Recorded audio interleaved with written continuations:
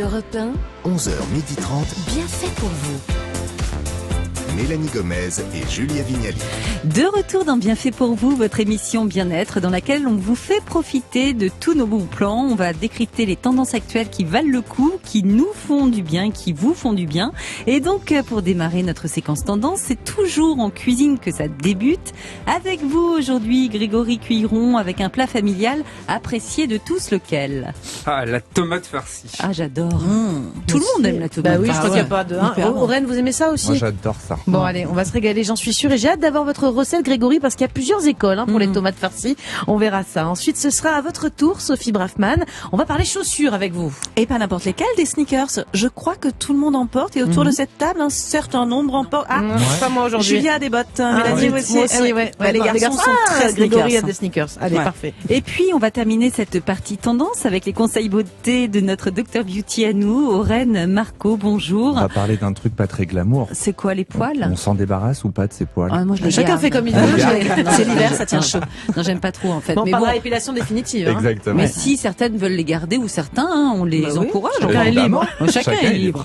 Merci Aurène, ce sera avec vous dans quelques minutes. Mais avant de parler beauté, on va se mettre à table tout de suite dans Bien fait pour vous. Europe 1, bien fait pour vous. Les tendances. Alors, on débute comme tous les jours à midi par la chronique gastronomie de cette émission. Et pour cela, je me tourne, enfin je dis ça, mais je me tourne pas parce qu'il est en face de moi, vers le chef cuisinier Grégory Cuiron. Alors Grégory, comment on fait les tomates farcies? Alors déjà, Julia, merci pour cuiron et non cuiron. Vous avez vu, comme elle vous a avez il a dit. le sang. J'ai vachement progressé depuis la semaine dernière. Je lui ai dit comme cuillère. Bon, j'ai- Bien joué. J'ai quand même dit qu'il y aurait 3 chroniqueuses dans le studio. Je me suis un peu plantée aussi. C'est pas grave, on ne juge pas. On ne Merci. juge pas. Et oui, nous sommes fin octobre et contrairement Ah oui. aux idées reçues, nous avons encore des tomates sur les étals de marché. Mais je Elles croyais que sont c'était bonnes. fini. Et ouais. c'est normal. Non, elles sont bonnes. Alors moi, ce sont mes tomates favorites pour réaliser des coulis. Parce que elles ont bien mûri sous le soleil automnal. Elles sont un peu talées, vous voyez. Elles sont pas très fermes, mais elles sont d'enfer. Donc, Comme moi. Non, je rigole. J'ai compris. Bref, on peut faire des tomates farcies. Ok. Sauf vous, Mélanie. Bah oui, pourquoi? Bah, vous m'avez confié il y a Mais moi, 15 j'en ai pas jours. eu cette année. Bah ouais. Donc, Fallait moi, arracher c'est- les bah pieds ouais. de tomates. Qu'est-ce qui s'est passé? Bah, le mildiou, comme beaucoup. J'ai eu 0 tomate Bah, cette moi aussi, année. j'ai un potager, j'avais pas de tomates. hein. C'est vrai? Ouais. Oh, investissez dans une maison dans le sud, je sais pas, faites quelque chose. Bien sûr. Ah oui. Il y a mon Évidemment. mildiou. Mais bon, Bon. avant d'aller un peu plus loin, je voulais quand même reposer les bases de la tomate. La tomate est un fruit car issu d'une fleur. Alors, on la consomme essentiellement en préparation salée. Mhm. Le sucré, on a quand même de temps en temps des petites confitures, des beignets de tomates vertes, mais enfin, ça reste marginal. Donc, pour en revenir à la tomate, cette saison, donc, elle est un peu épaisse. Elle est bien rouge, donc ça on l'aime, et donc elle est parfaite pour la cuisson. C'est bien ça. Alors, bon, vous, je sais pas, mais moi j'ai toujours des petits morceaux de viande tout rabougris là qui traînent, une tranche de rôti par là, Bah du oui. poulet Ouais. émietté, Les restes. les restes, Ah oui. du confit qui ragougnote, enfin bon bref. Donc moi c'est Ragougnette. bah oui, Ça, le ragoût, ça fait du ploc-ploc, vous voyez, vous avez un Je vois petit peu très de bien. sauce et tout, c'est plutôt pas mal. Et donc, ce que je vous propose de faire, c'est de réutiliser les restes. Donc c'est de la récup du pas cher, aujourd'hui. en C'est de la plus. récup Ouais. pas chère, ça nous permet de, vous allez voir, on récupère des restes de viande, on récupère du reste de pain rassis. Donc c'est, Je vais peut-être aller c'est top. récupérer mes vieilles tomates dans le composteur. Hein, qui sait. Vous allez faire des miracles. C'est ça. Donc c'est bien simple, il nous faut, alors moi ce que je vous conseille de faire, c'est de prendre les petits bouts de viande, les mettre dans un petit sac congélation et de les conserver au congèle jusqu'à ce que vous en ayez à peu près 300 grammes pour 4 personnes. Mais donc on mélange plein de viandes différentes. Ça peut Bien être sûr. du poulet, du porc, enfin tout est Après mélangé. c'est selon Ah ouais. vos goûts. D'accord, ok. Mais on peut faire ça en tout cas. Ouais, moi je sais que D'accord. par exemple, j'aime pas trop mettre du gigot parce que je trouve que ça donne un parfum un peu Ouais. trop fort à notre farce. Donc ce qu'il y a de bien, c'est que c'est une recette fourzi-tout. Poulet, on y met ce qu'on saucisse, veut. bœuf, On enfin peut tout tout ce qui nous reste, on Là, va t'as voir. même les tranches de jambon. D'accord. Donc ok. on jette plus rien en fait grâce à vous. Mais bien évidemment, on ne jette plus rien grâce à moi. C'est génial. Et donc du coup, on va prendre cette vieille viande, on va dire cette viande, ces restes, 300 grammes. On va rajouter 100 grammes de poitrine fraîche hachée. Alors la poitrine fraîche, c'est comme du lard, mais c'est pas salé, c'est beaucoup mieux. Comme du bacon un peu, non. Non, parce que c'est pas salé, c'est pas fumé. Ah oui, d'accord. C'est comme de la poitrine fraîche. Allez, Voilà. la poitrine fraîche. Et alors, on peut aussi prendre de la poitrine de veau si on n'utilise pas de porc, mais il nous faut quelque chose de gras. D'accord. On va commencer par faire tremper du pain dans du lait.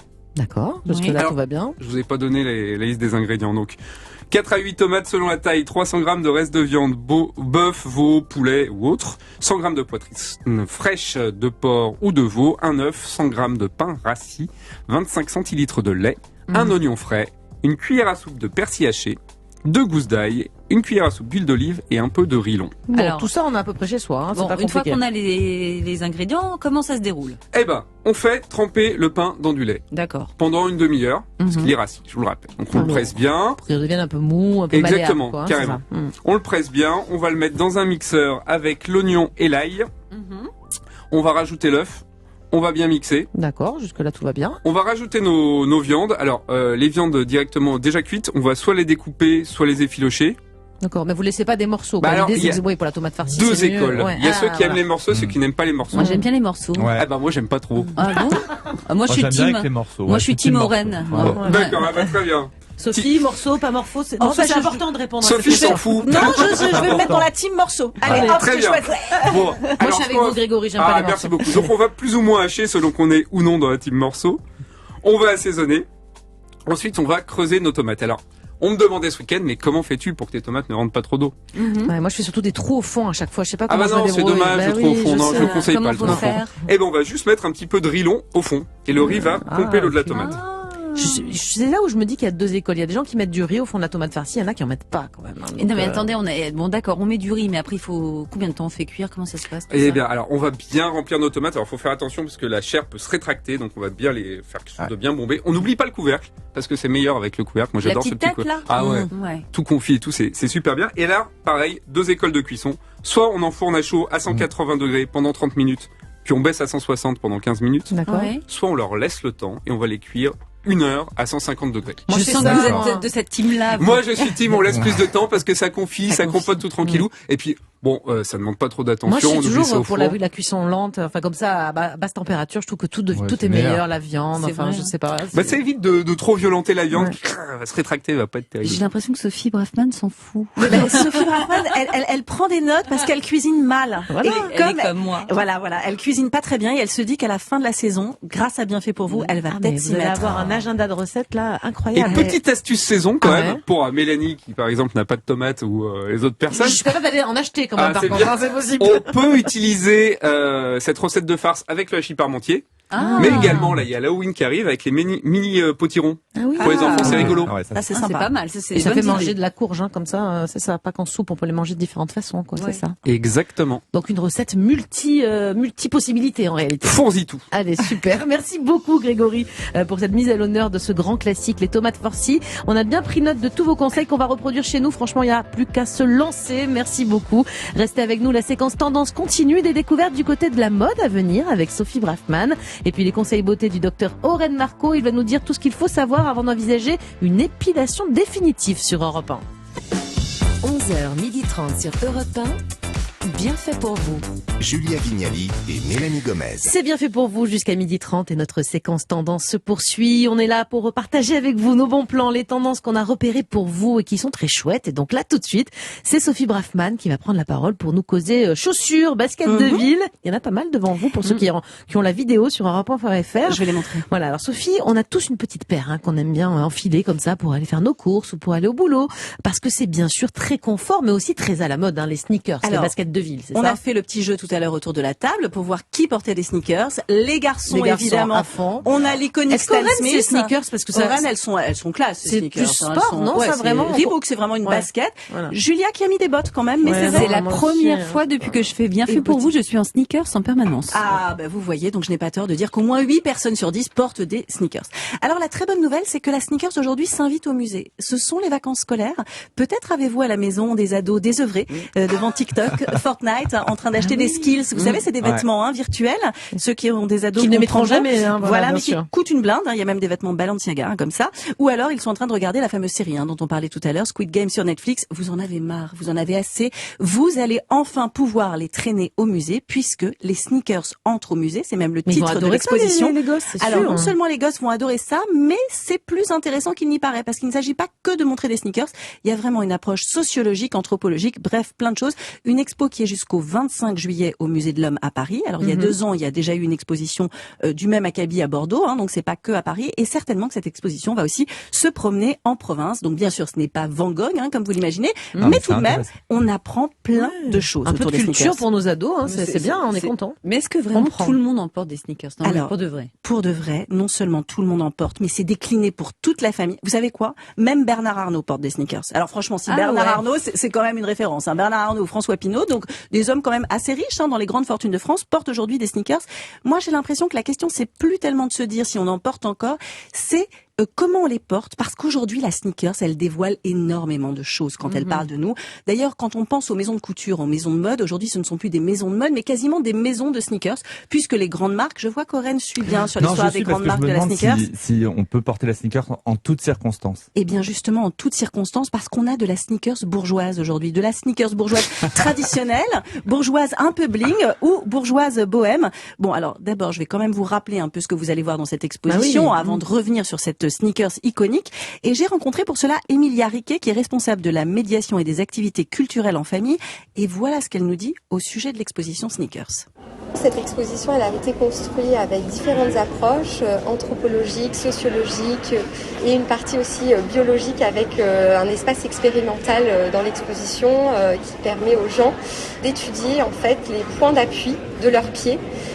Et donc de comparer par rapport à la grande diversité de pieds qui existent dans le monde. Alors, ce qui est super intéressant, c'est qu'il y a vraiment des scientifiques qui vont se pencher sur la question. On parle de cette histoire anthropologique de l'évolution du pied. D'ailleurs, vous voyez, donc en médecine, en fait, plein de choses évoluent en fonction de ce qu'on porte.